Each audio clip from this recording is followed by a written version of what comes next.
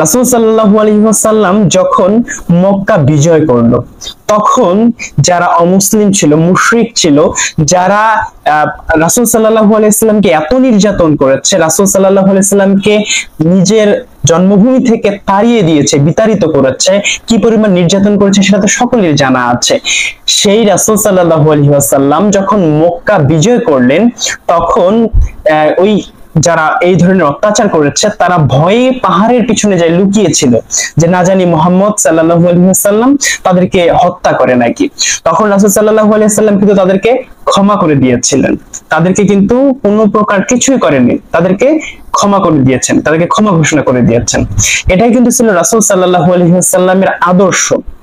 ঠিক এই সময়ে এসে যারা ইসলামিক দল করে, যারা ইসলামকে সঠিকভাবে বুঝে, তারাও যদি ক্ষমতায় আসে, তাদের উপর যত ধরনের অত্যাচার হয়েছে তারাও কিন্তু ঠিক রাসূল সাল্লাল্লাহু আলাইহি ওয়াসাল্লাম আদর্শ যদি তারা লালন করে, তাহলে তারাও কিন্তু ক্ষমা করে দেবেন।